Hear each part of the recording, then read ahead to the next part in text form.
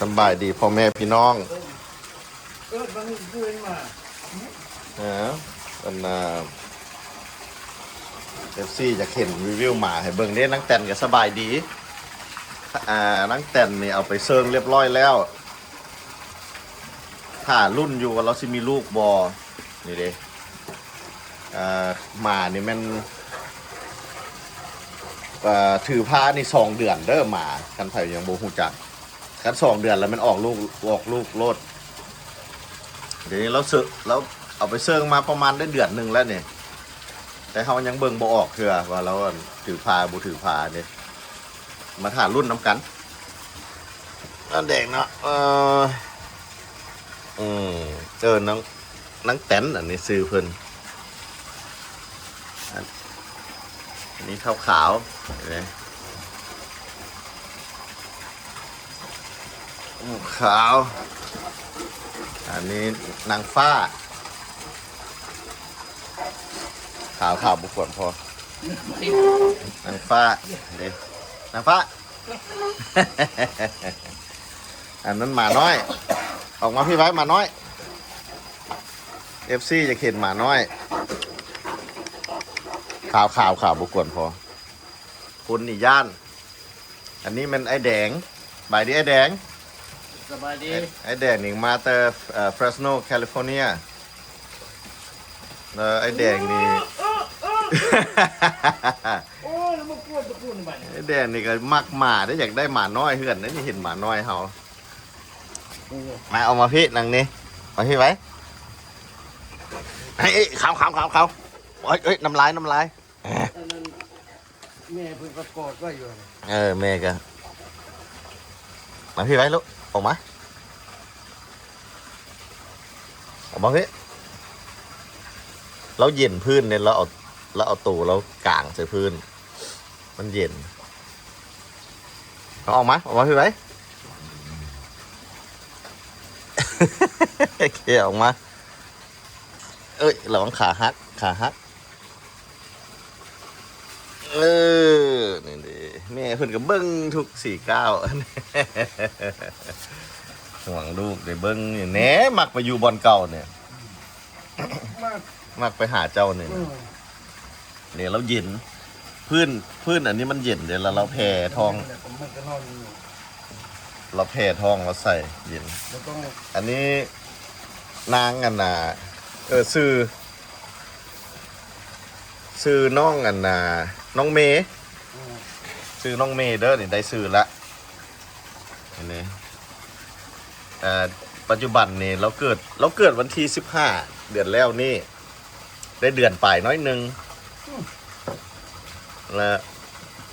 ปัจจุบันแล้วแขวเรานี่ก็ใหญ่แล้วเดี๋ยวเริ่มมีแขวแล้วเราอยากกลับเด้แขวแรมประบาดนิดนึงแล้วแม่ก็เริ่มบ่อยากให้กินนมแล้วเพราะว่าไปกัดนมแม่เด้แม่ก็เริ่มแล้วเขาได้กันซื้อหัวอาหารมาน้อยมาให้แนวแพงสุดของหัวอาหารมาน้อยในรัฐเจดีซื้อมาตัวเป็นเม็ดแล้วเขาก็แช่คันให้กินนาเอามาทางนี้ออกมาน้อยนี่คันให้กินนั่นนมจืดสีแดง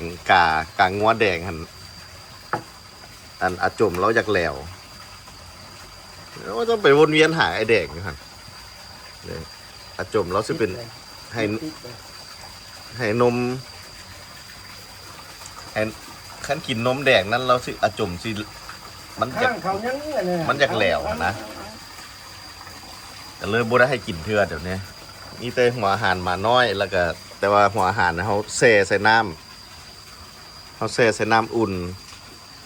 ปะไว้จาก10 นาทีแล้วจังให้เพิ่นกินให้มันอ่อนนี่เราเป็นตัวแม่หนุนแขวเรากัดเจ็บได้เดี๋ยวนี้ขึ้นหนามเลยนะมีทงกว้างๆเลยขึ้นหนามปล่อยงัวไว้อยู่หันแล้วก็ปล่อยหญ้าพวกนี้ไว้อยู่หันแล้วก็ยังขึ้นอยู่ว่าซื้อนมให้เราบ่นมอันนั้นขั้นกินแล้วมันเป็นท้องเสียนมอันนั้นแต่หัวอาหารหันได้เรียบร้อยแล้วหัวอาหารมาน้อยนี่ใช่เบิ่งเลยซะ หัวหันนี่นี่โอ้แพงสุดนี่เด้หัวหันหมาน้อยมันตัวนี้สำหรับลูกสุนัขนี่เด้เมืองนี่มีโปรตีนหลายนี่ก็คือเราเลย นั่นกำลังคิดดื้อกำลังคันแข้วนะกำลังคันแข้วกำลังคิดดื้อโอ้มีแต่อยากกัดได้เราคันแข้วทุกอย่างเนี่ยต้องได้เอาขึ้นวันนี้คือฟอยเห็นหรอฟอยเขาก็ได้เอาขึ้นฟอยนี่ก็ขึ้นฟอยก็ขึ้นสายนี่ก็เอาขึ้นยันเรากัดตัวนี้ ลืมเอาขึ้นเรากัดจนนั่นอย่าปะพนุ่มนี่มันยามเขาซักเครื่องแล้วอย่าน้ำหอมนะเรากัดจนลุจนนั้นนี่บอดนอนกันเด้ออันขาดบ่ได้เลยมันตัวนี้ตัวข่าอย่าไล่ยุงมันน่ะโอ้ยอย่างเงี้ยนี่นางเพื่อนนี่คุณแม่เพื่อนนี่ก็ห่วงลูกเนี่ยในลูกอยากกินนมแต่ว่า เอากลับมาว่าคือเก่าอันนี้มันFC ก็เขียนมาว่าอยากให้ถ่ายรูปให้เบิ่งเพราะ FC อยากไปเลาะซื้อมันเป็นของไทยมันเขียนภาษาไทยแต่ว่าก็ถ่ายรูปให้แล้วแต่ว่าบอก FC แล้วว่าส่งทักมาทั้งMessenger สิเอาสิเอาส่งรูปให้มาพี่ก่อนลูกไปกินนมกับแม่ก่อนไหมนะกินนมกับแม่กับบัวอยากให้กินนมเลยเด้โอ้เจ็บแข้วกินนมนี่นอนลงลูกนอนลงเอานมให้ลูกไว้พี่หนานางนี่มีแต่จากลิ้นแม่นี่ซ้ำแม่กำลังเสียให้กินนมนี่นะเราผันมีแต่อยากหยอกกินนมไหมลูกแม่กำลังให้โอกาสกินนมไว้พอเพิ่นกินนมเพิ่นมีแต่อยากกัดแข้วนี่แหลมคือกันกับ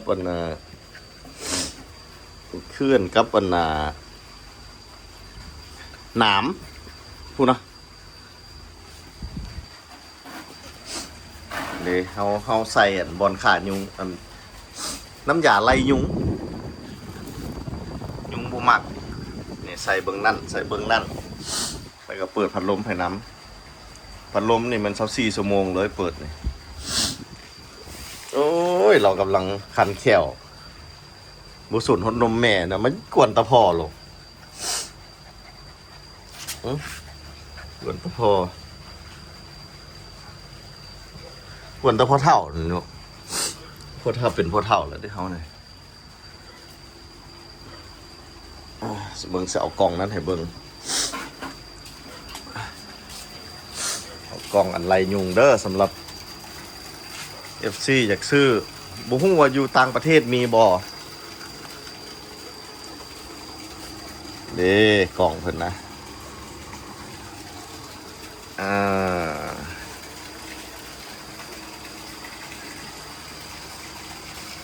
นี่เด้กล่องเพิ่นกล่องก็เขียนเป็นภาษาไทยน้ำยาไล่ยุงแบบใส่ไฟฟ้านี่เนี่ยเพิ่นเขียนนี่ตัวนี้เขาเอาใส่อ้อมเฮือนเขาเลยอยู่นี่มันไอ้รัดใจดีใส่อ้อมเฮือนเลยนี่เด้เขาใส่ยามเขาเข้าไข่ตู่เข้าเฮือนนะยุงที่เข้าไปน้ำยุงมันอยู่แถวนี้มันลอยเข้าไปน้ำเขาปั๊บเพราะฉะนั้นเขาเอามาใส่หน้าเฮือนเขาหน้าบอลประตูในรถใกล้ๆนี่มันเป็นคือยันนี่แหละบ่ให้ยุงมาอยู่บริเวณแถวนี้นะก็ถือแต่มันกับบป้องกัน100%ก็ดีกว่าบ่ใส่คันเฮาบ่มีอันนี้อยู่นี่เลย ยุงมันอยู่แถวนี้เด้เขาไข่ตูปุ๊บมันก็เข้าไปน้ำปั๊บนะแต่คันมีอันนี้มันก็ไล่ยุงบ่อยมาอยู่บริเวณนี้ยุงบ่อยู่บริเวณนี้แล้วก็ไข่ไปหน่อยนึงว่าซั่นซะดีกว่าบ่ใส่เขาใส่อ้อมเฮือนเลยนี่เด้เบื้องนี้ก็ใส่ให้ไล่บ่ให้ยุงอยู่หน้าบ้านเฮานี่อันนี้ก็บนนอนของเด็กน้อย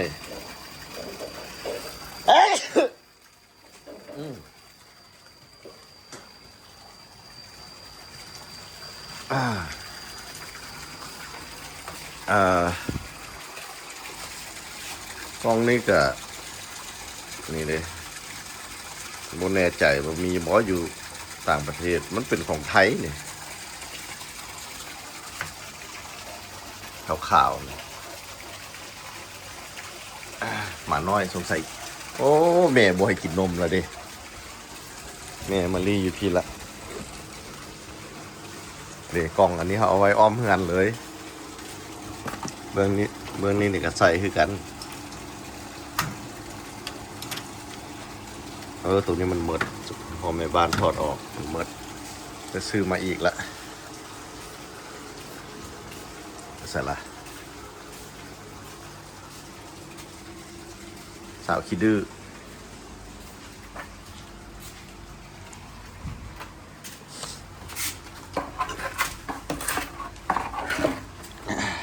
สาวขี้ดื้อเรากำลังขี้ดื้อพุ่นนะป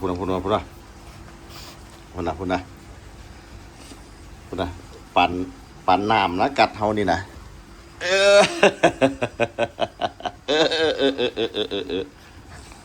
พุ่นนะเบิ้งขอเบิ้งหน้าแน่ขอเบิ้งหน้าน้องเมย์แน่เราเกิดเดือน4วันที่15เนี่ยเกิดปีใหม่เลยนี่นางนี่เลยถามทุกคนว่าใส่ซื้ออย่างดีหลายคนก็ว่าหลายซื้อปีใหม่ก็มีวันใหม่ก็มีบางคนก็บอกเมษาก็เลยว่าฟังเบิ่งคือในเมษาก็ใส่น้องเมซะน้องเมษาเนาะ FC คิดว่าจังไดคืออยู่บ่ใส่ซื้อน้องเมนี่นะแม่สิบ่ให้กินนมแล้ว วันนี้นะคน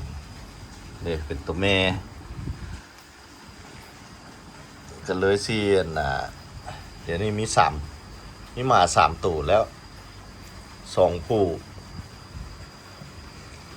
2แม่พันธุ์แล้วก็1ผู้บัดนี้ก็สิเอาคือตัวสิเอาเราไว้ซะนี่เป็นเลี้ยงเป็น3แม่พันธุ์แล้วก็มีผู้หนึ่งแต่ไอ้ข่าวนี่ก็ย่านเราเป็นหมันไอ้ข่าวนี่เพราะว่าเขาไปปั่นมาจากต่างประเทศแล้วเขาเจ้าโบคิดว่าเขาเจ้าตอนมันเขาเจ้าโบให้แพร่พันธุ์เขาเจ้าบ่ให้พันธุ์เขาเจ้าขยายมาประเทศลาวหั่นนะซื้อมาแล้วบอกเขาก็บอกแล้วว่าสิเอามาเป็นพ่อพันธุ์เจ้าก็ว่าบ่ได้เฮ็ดตอนบ่ได้หยังแต่บัดเอามาแล้วก็น้ำเสื้อบ่มีอสุจิเนี่ยเอามาเทสลองเบิ่งพอเซิงหลายเทื่อบ่ได้จักเทื่อเลยให้ด็อกเตอร์มาเช็คน้ำเสื้อเราเช็ค3เทื่อพอบ่แน่ใจได้เทิมอิดก็เทสไปก็บ่ผ่านแล้วก็ปะไว้หลายเดือนต่อมาเทสอีกบ่ผ่านอีก2เดือนต่อมาเทสอีก3เทื่อบ่ผ่านจักเทื่อ ก็เลยโทรไปหาเจ้าของฟาร์มเพิ่นก็เจ้าของฟาร์มก็อยู่ประเทศเพื่อนบ้านนี่แหละโทรไปถามเพิ่นว่าจูเจ้าเฮ็ดหมันหมาไม่ค่อยวะหมาบ่มีน้ำเสื้อก็เจ้าก็บอกว่าบ่ได้เฮ็ดหมันว่าซั่นเพื่อบ่เป็นการให้เสียใจกันก็เจ้าว่าสิส่งน้ำเสื้อมาพอมาไอ้ขาวไอ้ขาวกันสันเกิดพ่อไอ้ขาวแล้วเขาเจ้าเลี้ยงไว้ตัวหนึ่งนะเขาเจ้าขายมดแต่ว่าเอาตัวหนึ่งไว้ไอ้ขาวหั่น ที่ส่งน้ำเสื้ออ้ายไอ้ขาวมาให้แต่ว่าเขาก็ได้เสียค่าใช้จ่ายหน่อยหนึงเสีย 4,900 บาทค่าส่งค่าให้ด็อกเตอร์มาเอาน้ำฮีทน้ำเสื้อค่าแพ็คอีกอย่างออกมาพอดีตกเป็น 4,900 บาท ส่งน้ำเสื้อมาแล้วก็แต่ใครอยู่กับส่งมามื้อเช้ามื้อแรงเฮาได้ฉีดเลยแล้วก็มาฉีดให้ด็อกเตอร์มาฉีดนั่นน่ะน้ำเสื้อใส่ให้ก็เลยเกิดมาก็เลยมาเป็นนางอันนี้นี่เด้ได้ตัวเดียวเขาหล่อนางเมษานะน้องเมย์เกิดมาได้น้องเมย์นี่เด้เนี่ยน้องเมย์งามได้น้องเมย์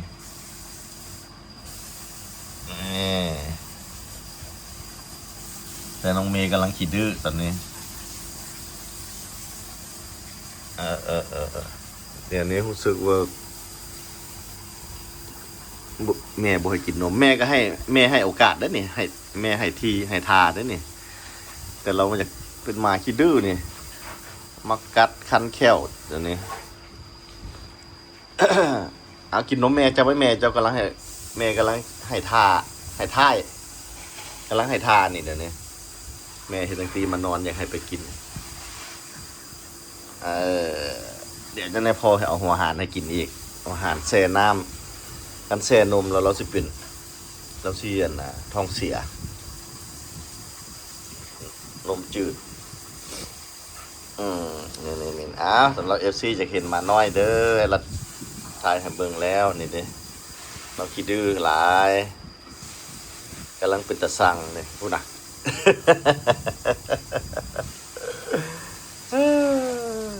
เอา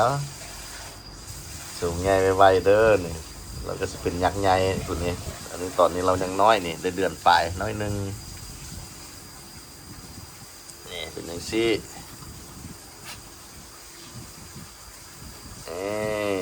นี่ได้กินแล้วกินไหม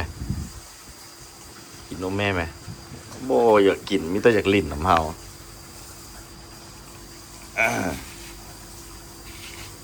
นี่ว้าไอแดงคือจะมาดูท่านี่นะมันเนี่ยไอ้บ่าวต่างประเทศนี่แม่บ้านค่อยน่าอายได้นี่นะเจ้าเห็ดจริงๆนะแม่บ้านค่อยอายได้ไปเลยเนี่ยแม่บ้านบุปัดนั่นไอแดงคุณเห็นอยู่กี่ทรายว่าสิบอกอยู่ไอแดงไปปัดก่อนโอเคเอากับสิประมาณนี้อัปเดตมาน้อยให้ FC เบิงแล้วก็ซีพยายามอัปเดตให้เบิงตลอดแบบเดือนหนึ่งบอมีอย่างนะสิถ่ายให้เบิงเดี๋ยว FC ก็อยากเห็น มาติดตามน้ำกันความเติบโตของเราเนี่ยความเติบโตของเรานี่นะนี่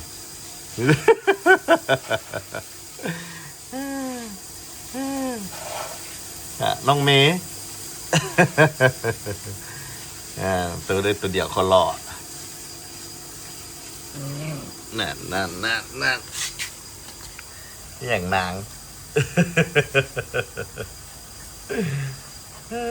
กำลังเป็นตะสั่งนั่นนี่นะเนี่ยน้องเมย์เบิ่งกันสัดๆเลยนี่เด้แค่เราเดือนปลายน้อยหนึ่งเดือนหนึ่งกับทิศหนึ่งบอกเกิดนี่นะนี่เมื่อยอยากนอนแหละก็คือเด็กน้อยนี่แหละกำลังขี้ดื้อเด็กน้อยกำลังขี้ดื้อเมื่อยแล้วนอนลูกเนาะนอนโอเคโอเคเด้ถ่ายบุดเดี่ยวหนึ่งชั่วโมง20 นาทีละเอาจะFC เบิ่งเลยมือนี้ไหน FC อยากเห็นโอเคนี่ถ่ายบุดเดี่ยวหนึ่ง20 นาทีแล้วโอเคเอาจนที่ขอจบวิดีโอก่อนที่พยายามอัปเดตให้เบิ่งเรื่อยๆเว้นระยะห่างไปเลยถ่ายให้เบิ่งโอเคเอาพบกันใหม่วิดีโอหน้าบายเนาะน้องเมย์บาย